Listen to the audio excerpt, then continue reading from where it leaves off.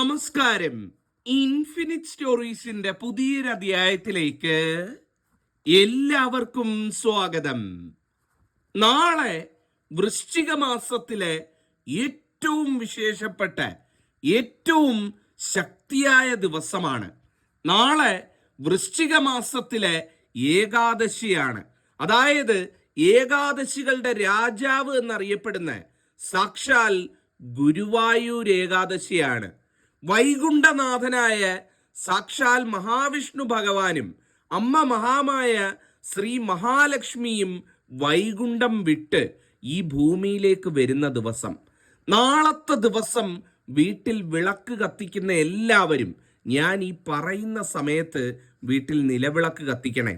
സാക്ഷാൽ ഭഗവാന്റെ, നമ്മുടെ സ്വന്തം ഗുരുവായൂരപ്പന്റെ സാന്നിധ്യം ഈ ഭൂമിയിലുള്ള സമയം കേട്ടോ ഇത്. അതുപോലെ തന്നെ മഹാലക്ഷ്മി ദേവിയുടെ സാന്നിധ്യവും ഭൂമിയിലുള്ള സമയമാണ്. എൻ്റെ മഹാലക്ഷ്മി പൂജ, ഏകാദശി പൂജ നടക്കുന്ന സമയവും ഈ ഒരു സമയമാണ്. എല്ലാവരും ഈ സമയത്ത് വിളക്ക് കത്തിക്കുക. ഞാനിവിടെ പൂജ ചെയ്യുന്നതും നിങ്ങൾ വീട്ടിൽ നിലവിളക്ക് കൊളുത്തുന്നതും എല്ലാം കൂടെ ഒന്നിച്ചാവുമ്പം അതിന് ശക്തി ഏറെയാണ്, അല്ലെങ്കിൽ ഫലം ഇരട്ടിയാണ് എന്നുള്ളതാണ്. അപ്പം ഇത് പറയാൻ വേണ്ടിയാണ് ഇന്ന് വന്നത്. കുറച്ച് സുഖമില്ലാതിരിക്കുകയാണ്, അതുകൊണ്ടാണ് വീഡിയോ ഒന്നും കഴിഞ്ഞ ദിവസങ്ങളിൽ ചെയ്യാതിരുന്നത്. അല്ലെ മുൻകൂട്ടി ഇത് ഞാൻ പറയേണ്ടതായിരുന്നു. ക്ഷമിക്കുക, എല്ലാവരും മനസ്സിലാക്കുമെന്ന് കരുതുന്നു. പറഞ്ഞുകൊണ്ട് അധ്യായത്തിലേക്ക് കടക്കാം. ആദ്യം തന്നെ പറഞ്ഞുകൊള്ളട്ടെ, വ്രതങ്ങളിൽ വെച്ച് ഏറ്റവും വലിയ വ്രതമാണ് ഏകാദശി വ്രതം. ആ ഏകാദശി വ്രതങ്ങളിൽ ഏറ്റവും ശക്തിയുള്ളതായിട്ടാണ് വൃശ്ചിക മാസത്തിലെ ഏകാദശികളെ കണക്കാക്കുന്നത്. പ്രത്യേകിച്ചും ഗുരുവായൂർ ഏകാദശി എന്ന് പറയുന്നത്. ഈ ഒരു ഏകാദശി വ്രതം ആരെങ്കിലും എടുക്കുന്നുണ്ട് എന്നുണ്ടെങ്കിൽ വൈകിയിട്ടില്ല. ഇന്ന് രാത്രി തീരുന്നതിന് മുമ്പ്, ഇന്ന് രാത്രി കിടക്കുന്നതിന് മുമ്പ്, പറ്റിയാൽ ഇന്ന് സന്ധ്യയ്ക്ക് വീട്ടിൽ വിളക്ക് കൊളുത്തി സങ്കല്പം എടുത്ത്, ഭഗവാനെ ഞാൻ ഈ വ്രതം നോറ്റുകൊള്ളാമെന്ന് സങ്കല്പമെടുത്ത്, അല്ലെ അമ്പലത്തിൽ പോയി തൊഴുത് സങ്കല്പം എടുത്ത് വ്രതത്തിലേക്ക് പ്രവേശിക്കാവുന്നതാണ്. അപ്പം വ്രതം എടുക്കുന്നവരുണ്ടെങ്കിൽ ഇന്ന് സന്ധ്യ മുതൽ നാളെ പകൽ മുഴുവൻ വ്രതം നിന്ന് മറ്റന്നാൾ രാവിലെ അമ്പലത്തിൽ പോയി തീർത്ഥം സേവിച്ച് വ്രതം അവസാനിപ്പിക്കാം. വ്രതം എന്ന് പറഞ്ഞാൽ പട്ടിണി കിടക്കുകയല്ല, ഒരു നേരം എടുത്തുകൊണ്ട് അല്ലെങ്കിൽ പാല്, പഴവർഗ്ഗങ്ങൾ, വളരെ ലൈറ്റായിട്ടുള്ള ആഹാരം കഴിച്ചുകൊണ്ടും വ്രതം എടുക്കാം. കൂടുതലായിട്ട് വേണ്ടത് നാമജപങ്ങളാണ്. നാരായണ നാമം, വേറെ ഒരു നാമം ചൊല്ലിയില്ലെങ്കിലും ഓം നമോ നാരായണായ, ഓം നമോ നാരായണായ, ഓം നമോ നാരായണ എന്ന് ചൊല്ലിക്കൊണ്ട് വ്രതം എടുക്കുക. ഇതുവരെ എടുക്കാത്തവർ ഒക്കെ ഉണ്ട് എന്നുണ്ടെങ്കിൽ ഇതൊരവസരമായിട്ട് കണ്ട് എടുക്കാൻ നോക്കണം കേട്ടോ. വിട്ടുകളയേണ്ട ഏറ്റവും ഐശ്വര്യമുള്ള കാര്യമാണ്. അപ്പോൾ വ്രതം എടുക്കുന്നവരുണ്ടെങ്കിൽ ഇന്ന് വൈകുന്നേരത്തോടു കൂടി അരിയാഹാരങ്ങൾ, മത്സ്യമാംസാദികൾ ഒക്കെ ഒഴിവാക്കി, മറ്റ് ലഹരി പദാർത്ഥങ്ങൾ പൂർണ്ണമായിട്ട് ഒഴിവാക്കി, ലൗകിക ചിന്തകളിൽ നിന്നൊക്കെ വെടിഞ്ഞ് ഈശ്വരന് വേണ്ടി സമർപ്പിച്ച് ഇന്ന് സന്ധ്യ മുതൽ നാളെ പകൽ മുഴുവൻ, അതുപോലെ തന്നെ മറ്റന്നാൾ രാവിലെ അമ്പലത്തിൽ പോയി വ്രതം മുറിക്കുന്നത് വരെയുള്ള സമയം വ്രതത്തിൽ ഏർപ്പെടാവുന്നതാണ്. ഇതാണ് വ്രതം എടുക്കുന്നവർക്ക് വേണ്ടി എനിക്ക് പെട്ടെന്ന് പറയാനുള്ളത്. അരിയാഹാരം ഒഴിവാക്കാം, എന്തെങ്കിലും വളരെ ലഘുവായിട്ടുള്ള കാര്യങ്ങൾ കഴിക്കാം, എന്തെങ്കിലും ജലമോ പഴവർഗ്ഗങ്ങളോ ഒക്കെ കഴിച്ചുകൊണ്ട് വ്രതം എടുക്കാനും മതി എന്നുള്ളതാണ്. പട്ടിണി കിടന്ന് ആരും ശരീരം കേടാക്കരുത് എന്ന് സാരം.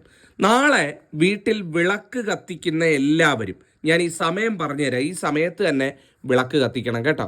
രാവിലെ നാളത്തെ ദിവസം, ഏകാദശി ദിവസമായ തിങ്കളാഴ്ച ദിവസം രാവിലെ നിർബന്ധമായിട്ടും വീട്ടിൽ വിളക്ക് കത്തിക്കണം. വിളക്ക് കത്തിക്കുക എന്ന് പറയുമ്പം രാവിലെ ഒരു 4:50 അതുപോലെ തന്നെ ഒരു 6:40 ഇടയിൽ, 4:50 6:40 ഇടയിൽ വിളക്ക് കത്തിക്കുക. ഏറ്റവും നല്ല മുഹൂർത്ത സമയമാണ് രാവിലെ 4:50 6:40 ഇടയിൽ. 6:40 കഴിഞ്ഞ് 7 മണിക്ക് 7:30 ഒന്നും പോയി വിളക്ക് കത്തിച്ചിട്ട് അതിൻ്റെ നമ്മൾ ഉദ്ദേശിക്കുന്ന ഫലം കിട്ടണമെന്നില്ല. ഏകാദശി ദിവസമാണ്, രാവിലെ ഒരു 6 മണിക്ക് എഴുന്നേറ്റ് കുളിച്ച് കത്തിച്ചാലും മതി. 6:40 കത്തിക്കണമെന്ന് മാത്രം. 4:50 6:40 ഇടയിൽ നാളത്തെ ദിവസം വിളക്ക് കത്തിക്കുന്നതാണ് ഏറ്റവും നല്ല ശുഭമുഹൂർത്തം എന്ന് പറയുന്നത്. എൻ്റെ ഏകാദശി പൂജ, രാവിലത്തെ മഹാലക്ഷ്മി പൂജയൊക്കെ നടക്കുന്ന സമയവും ഏതാണ്ട് ഈ ഒരു സമയമാണ്. അപ്പോൾ എല്ലാവരും ആ സമയത്ത് എഴുന്നേറ്റ് നിലവിളക്ക് കത്തിക്കുക രാവിലെ.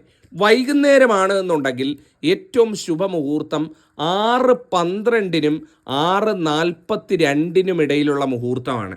ഏതാണ്ട് ഒരു 30 മിനിറ്റ് സമയം. 6:12 6:42 ഇടയിൽ സന്ധ്യയ്ക്ക് വിളക്ക് കത്തിക്കുന്നതാണ് ഏറ്റവും നല്ലത്. എൻ്റെ മഹാലക്ഷ്മി പൂജ നടക്കുന്ന സമയമാണ്. ആ ഒരു സമയത്ത് നിങ്ങൾക്ക് വിളക്ക് കത്തിക്കാം. എൻ്റെ പൂജയും നിങ്ങളുടെ വീട്ടിലുള്ള വിളക്ക് കത്തിച്ച് പ്രാർത്ഥനയും കൂടെ ആവുമ്പം സർവം മംഗളമായി കിട്ടും. അപ്പോൾ 6:12 6:42 വൈകിട്ടും രാവിലെ കത്തിക്കുന്നവർ 4:50-നും 6:40-നും ഇടയിലും കത്തിക്കുക എന്നുള്ളതാണ്. ചിലപ്പോൾ 2 നേരവും കത്തിക്കാൻ പറ്റണമെന്നില്ല. പക്ഷേ നാളത്തെ ദിവസം വീട് അണഞ്ഞു കിടക്കരുത്, ഒരു നേരമെങ്കിലും നിലവിളക്ക് കത്തിക്കുക എന്നുള്ളതാണ്. 5 തിരിയിട്ട് വിളക്ക് കത്തിക്കാമെങ്കിൽ ഏറ്റവും നല്ലതാണ് കേട്ടോ. 5 തിരിയിട്ട് നിലവിളക്ക് കത്തിക്കുക. നിലവിളക്കിൻ്റെ മുന്നിൽ ഭഗവാന്റെ ചിത്രം, അല്ലെ നിലവിളക്കിൻ്റെ സൈഡിലായിട്ട് ഭഗവാന്റെ ചിത്രം ഉണ്ടെങ്കിൽ, ഭഗവാന്റെ ചിത്രം എന്ന് പറയുമ്പം മഹാവിഷ്ണു ഭഗവാന്റെയോ ശ്രീകൃഷ്ണ ഭഗവാന്റെയോ ശ്രീരാമചന്ദ്രൻ്റെയോ ഭഗവാന്റെ ഏത് ഭാവമായാലും മതി, ഏത് നാരായണ ഭാവമായാലും മതി, ഭഗവാന്റെ ഒരു ചിത്രമോ വിഗ്രഹമോ ഉണ്ടെങ്കിൽ അത് വെച്ച് അതിന് മുന്നിൽ മഞ്ഞപ്പൂക്കൾ സമർപ്പിക്കുക. ഭഗവാന്റെ വെക്കുമ്പം മഹാലക്ഷ്മി ചിത്രം ഉണ്ടെങ്കിൽ അതും കൂടെ അടുത്ത് വെക്കുക. കാര്യം ഈ ഒരു ഗുരുവായൂർ ഏകാദശിയുടെ ഐതിഹ്യം തന്നെ കിടക്കുന്നത് ഭഗവാനും ഭഗവതിയും വരുന്ന ദിവസമായിട്ടാണ്. അതായത് ഭഗവാനോടൊപ്പം വൈകുണ്ഠം വിട്ട് മഹാലക്ഷ്മി ദേവിയും നമ്മളെ അനുഗ്രഹിക്കാനെത്തും. അപ്പം സ്ഥിതിയുടെ ദേവനായ മഹാവിഷ്ണുവും അതുപോലെ തന്നെ മഹാലക്ഷ്മി ഭഗവതിയും, അതായത് സമ്പത്തിൻ്റെ അധിപയായ, സമ്പത്തിൻ്റെയും സമൃദ്ധിയുടെയും ഐശ്വര്യത്തിൻ്റെയും എല്ലാം ദേവതയായ മഹാലക്ഷ്മിയും വരുന്ന ദിവസം. അപ്പം മഹാലക്ഷ്മി ദേവിയെ കൂടെ ആ ഭഗവാന്റെ അടുത്ത് ചിത്രം ഉള്ളവർ, ഇല്ലാത്തവർ നിലവിളക്കിനെ തന്നെ ഭഗവാനും ഭഗവതിയായിട്ട് സങ്കല്പിച്ച് നിലവിളക്കിൻ്റെ പാദത്തിങ്കൽ, നിലവിളക്കിൻ്റെ പാദം എവിടാണ്? നിലവിളക്കിൻ്റെ താഴെ ഭാഗത്ത്. ആ നിലവിളക്കിൻ്റെ പാദത്തിങ്കൽ ഭഗവാന് മഞ്ഞപ്പൂക്കൾ സമർപ്പിക്കുക, മഞ്ഞപ്പൂക്കൾ സമർപ്പിക്കുക. അതുപോലെ തന്നെ നാളത്തെ ദിവസം യാതൊരു കാരണവശാലും തുളസി ഇറുക്കാൻ പാടില്ല കേട്ടോ. തുളസിയൊക്കെ നാളത്തേക്ക് ഉപയോഗിക്കേണ്ടവരുണ്ടെങ്കിൽ ഇന്ന് സന്ധ്യയ്ക്ക് മുമ്പ് അത് ഇറുത്ത് വെച്ചേക്കുക. ആ തുളസി പൂക്കൾ ഭഗവാന്റെ പാദത്തിങ്കൽ സമർപ്പിക്കുക എന്നുള്ളതാണ്. അത് നാളെ അല്ല, നാളത്തെ ദിവസം തുളസി ഇറുക്കണമെന്ന് ആരെങ്കിലും മനസ്സിൽ കരുതിയിട്ടുണ്ടെങ്കിൽ ചെയ്യരുത്. ഏകാദശി ദിവസം തുളസി ഇറുക്കാൻ പാടില്ല. കാര്യം തുളസി ദേവിയും വ്രതം നോൽക്കുന്ന ദിവസമാണ്. തുളസിയെ ഉപദ്രവിക്കാൻ, തുളസിക്ക് ജലം ഒഴിക്കാൻ, തുളസി പറിച്ചു മാറ്റാൻ ഇതൊന്നും ചെയ്തുകൂടാത്ത ദിവസമാണ് എന്നുള്ളത് കൂടി മനസ്സിലാക്കുക. അപ്പം മഞ്ഞ നിറമുള്ള പൂക്കൾ ഭഗവാന് സമർപ്പിക്കുക. ഇന്നേ തുളസി ഇറുത്ത് വെച്ചിട്ടുണ്ടെങ്കിൽ അത് സമർപ്പിക്കുക, ഇല്ലെങ്കിൽ തുളസി വിട്ടേക്കൂ. മഞ്ഞ പൂക്കൾ ഭഗവാന് സമർപ്പിക്കുക. മഞ്ഞ നിറത്തിലുള്ള പൂക്കളാണ് പ്രിയങ്കരം എന്ന് പറയുന്നത്. അതുപോലെ വീട്ടിൽ എന്തെങ്കിലും ഒന്ന് ഭഗവാന് തയ്യാറാക്കി സമർപ്പിക്കാൻ പറ്റുമെങ്കിൽ, വീട്ടിൽ കുഞ്ഞു മക്കളൊക്കെ ഉണ്ടെങ്കിൽ അവരെ കൊണ്ട് ഭഗവാന് കൊടുപ്പിക്കണം കേട്ടോ. ഏറ്റവും നല്ലതാണെന്നാണ് പറയുന്നത്. ഒരു പായസമോ അല്ലെ ഒരു പാൽപ്പായസമോ ശർക്കരയുടെ എന്തെങ്കിലും വിഭവമോ അടയോ കൊഴക്കൊട്ടയോ ഉണ്ണിയപ്പമോ എന്താണ് നിങ്ങൾക്ക് വീട്ടിൽ ചെയ്യാൻ പറ്റുന്നത്? പെട്ടെന്ന് എന്താ ചെയ്യാൻ പറ്റുന്നത്? മധുരപ്രിയനാണ് ഭഗവാൻ. ഭഗവാൻ മധുരപ്രിയനാണ്. അപ്പം മധുരമുള്ള എന്തെങ്കിലും ഈ ഏകാദശി നാളിൽ ഭഗവാന് സമർപ്പിക്കാവുന്നതാണ്. അത് വീട്ടിൽ കുഞ്ഞു മക്കളൊക്കെ ഉണ്ടെങ്കിൽ അവരുടെ കൈകൊണ്ട് വിളക്ക് കത്തിച്ച് വെക്കുന്ന സമയത്ത് അവരെ കൊണ്ടുവന്ന് അവരുടെ കൈകൊണ്ട് ഭഗവാന് മുന്നിൽ വെപ്പിക്കുക, സമർപ്പിക്കുക. അത് ഏറ്റവും ഐശ്വര്യം കേട്ടോ. ഭഗവാൻ ഏറ്റവും ഇഷ്ടമുള്ള ഒരു കാര്യമാണ്. നാളത്തെ ഈ ഒരു ഏകാദശി ദിവസം അത്തരത്തിൽ ഭഗവാന് സമർപ്പിക്കുന്നത് ആ വീടിന് സർവ്വ ഐശ്വര്യം കൊണ്ടുവരും എന്നുള്ളതാണ്.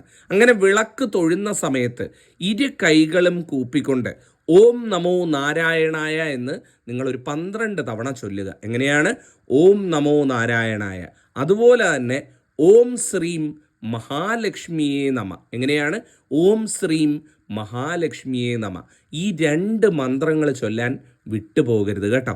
ഭഗവാന് അവിടെ വരും, ഭഗവതി അവിടെ വരും, വന്ന് അനുഗ്രഹിക്കും.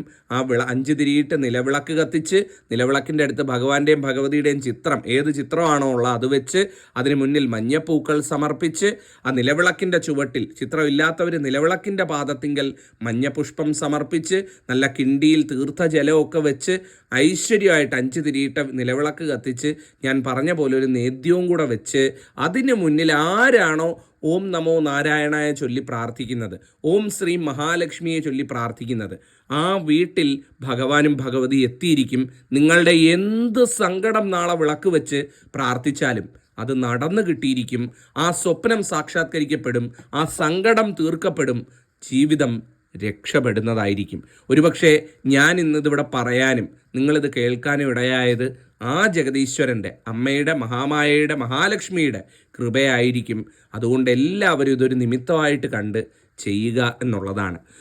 അതുപോലെ തന്നെ വിളക്ക് തൊഴുന്ന സമയത്ത് ഹരേ രാമ രാമ രാമ ഹരേ ഹരേ, ഹരേ കൃഷ്ണ കൃഷ്ണ കൃഷ്ണ ഹരേ ഹരേ എന്നുകൂടി ചൊല്ലിയാൽ ഏറ്റവും ഗംഭീരമായി. നാരായണ മന്ത്രവും ലക്ഷ്മി മന്ത്രവും നിർബന്ധമായിട്ട് ചൊല്ലുക. പ്രാർത്ഥിച്ച് കാര്യങ്ങളെല്ലാം പറഞ്ഞ് അവസാനിക്കുമ്പം ഹരേ രാമ ഹരേ കൃഷ്ണ ചൊല്ലി അവസാനിപ്പിക്കുക. ഏറ്റവും ഗംഭീരമായിരിക്കും കേട്ടോ. ആരും ഈ അവസരം വിട്ടുകളയരുത്. നാളത്തെ ദിവസം വിളക്ക് വെച്ച് ഞാൻ ഈ പറഞ്ഞ രീതിയിൽ നിങ്ങൾ പ്രാർത്ഥിക്കൂ. നിങ്ങളുടെ ജീവിതത്തിലെ എല്ലാ ദോഷങ്ങളും തീരും. വ്രതം എടുക്കുന്നവർ ഇതൊരവസരമായിട്ട് കണ്ട് ഇന്ന് വൈകുന്നേരത്തോടു കൂടി കുളിച്ച് ശുദ്ധിയായി ഐശ്വര്യമായിട്ട് വന്ന് വ്രതത്തിലേക്ക് പ്രവേശിക്കാം. നാളത്തെ ദിവസം രാവിലെ എന്തെങ്കിലും ജലമോ എന്തെങ്കിലും ലൈറ്റായിട്ട് എന്തെങ്കിലും ഒരു പഴമോ അങ്ങനെ എന്തെങ്കിലും കഴിക്കുക. ഉച്ച സമയത്ത് വേണമെങ്കിൽ ഒരു നേരം കഴിക്കുക. ഒരല്പം ആഹാരം കഴിക്കുന്നതിൽ കുഴപ്പമില്ല. ഒരു നേരം എടുത്തുകൊണ്ട് വേണമെങ്കിൽ വ്രതം എടുക്കാം. അതിപ്പോൾ മരുന്നൊക്കെ കഴിക്കുന്നവരുണ്ടെങ്കിൽ അങ്ങനെ ചെയ്യുക. അതല്ലാത്തവരുണ്ട് എന്നുണ്ടെങ്കിൽ ഉച്ച സമയത്തും അതുപോലെ തന്നെ ജലമോ എന്തെങ്കിലും ലൈറ്റായിട്ട് പഴവർഗ്ഗങ്ങളോ അല്ലെ ചെറിയൊരു അടയോ അങ്ങനെ എന്തെങ്കിലും കഴിച്ചുകൊണ്ട് വ്രതം കണ്ടിന്യൂ ചെയ്യാം. രാത്രിയിലും അതുപോലെ തന്നെ വളരെ ലൈറ്റായിട്ട് ജലവും പഴവർഗ്ഗങ്ങളും എന്തെങ്കിലും ഉണ്ടെങ്കിൽ ലൈറ്റായിട്ട് കഴിച്ചിട്ട് ആ ഒരു വ്രതം എടുക്കാവുന്നതാണ്. ചിലരൊക്കെ പൂർണ്ണമായിട്ട് ഉപവാസം വരുന്നു, വെള്ളം പോലും ഇറക്കാതെ ചെയ്യുന്ന കണ്ടിട്ടുണ്ട്. അത് ആരോഗ്യസ്ഥിതി ഉണ്ട്, അങ്ങനെ പറ്റുമെന്നുള്ളവർ അങ്ങനെ ചെയ്താൽ മതി. ഭഗവാൻ എവിടെയും പറയുന്നില്ല പട്ടിണി കിടന്ന് ശരീരത്തിന് പ്രശ്നം വിളിച്ചു വരുത്താനായിട്ട്. നിങ്ങളുടെ കഴിവിനനുസരിച്ച് നിങ്ങളുടെ ആരോഗ്യസ്ഥിതിക്ക് അനുസരിച്ച് മനസ്സിലുള്ള ഭക്തി, മനസ്സിലുള്ള ആ മന്ത്രജപത്തിനാണ് ശക്തി എന്ന് പറയുന്നത്. അല്ല പട്ടിണി കിടക്കുന്നതിനല്ല. അത് കിടക്കുക, ഉപവസിക്കുക എന്നുള്ളത് അത് വേറെ, അത് പറ്റുന്നവർ ചെയ്യുക എന്നുള്ളതാണ് മനസ്സിലാക്കേണ്ടത്. പലർക്കും ഒരു തെറ്റിദ്ധാരണയുണ്ട് വ്രതം എന്ന് പറയുമ്പം പട്ടിണി കിടപ്പാണ് എന്നുള്ളത്. അതല്ല. ഗുരുവായൂർ ഏകാദശിയുടെ ആ സത്യം മനസ്സിലാക്കി ഭഗവാന്റെ മന്ത്രങ്ങളൊക്കെ ചൊല്ലി പ്രാർത്ഥിച്ച് ഭഗവാന്റെ അഷ്ടോത്തരമൊക്കെ ഉണ്ടെങ്കിൽ അതൊക്കെ എടുത്തൊന്ന് ജപിച്ച് ഏറ്റവും മനോഹരമായിട്ട് പ്രാർത്ഥിച്ച് നമ്മൾ അവസാനിപ്പിക്കേണ്ട ഒരു വ്രതമാണ് വ്രതം എന്ന് പറയുന്നത്. അത് ചൊവ്വാഴ്ച ദിവസം രാവിലെ അമ്പലത്തിൽ പോയോ അല്ലെങ്കിൽ വീട്ടിൽ നിലവിളക്ക് കത്തിച്ച് അതിന് മുന്നിൽ നിന്നോ ഒരല്പം തുളസി തീർത്ഥം സേവിച്ചുകൊണ്ട് അല്ലെ ക്ഷേത്രത്തിൽ നിന്ന് വരുന്ന തീർത്ഥം സേവിച്ചുകൊണ്ട് വ്രതം അവസാനിപ്പിച്ച് സാധാരണ ജീവിതത്തിലേക്ക് മടങ്ങി വരികയും ചെയ്യാം. ചൊവ്വാഴ്ച ദിവസം രാവിലെ വ്രതം അവസാനിപ്പിക്കുകയും ചെയ്യാവുന്നതാണ്. അപ്പം വിളക്ക് കത്തിക്കുന്നവരും വ്രതം എടുക്കുന്നവരും ഒക്കെ ഞാൻ ഈ പറഞ്ഞ കാര്യങ്ങളൊക്കെ ചെയ്യുക. എന്തെങ്കിലും സംശയങ്ങളുണ്ടെങ്കിൽ ചോദിക്കുക. അല്പം സുഖമില്ലാതിരുന്നതുകൊണ്ടാണ് വീഡിയോകളൊന്നും ഇതിൻ്റെ അപ്ഡേറ്റ് ഒന്നും തരാൻ പറ്റാതിരുന്നത്. എല്ലാവരും മനസ്സിലാക്കി കാണുമെന്ന് വിചാരിക്കുന്നു. ജഗദീശ്വരി അനുഗ്രഹിക്കട്ടെ, ജഗദീശ്വരൻ അനുഗ്രഹിക്കട്ടെ. നന്നായിരിക്കട്ടെ. നന്ദി, നമസ്കാരം.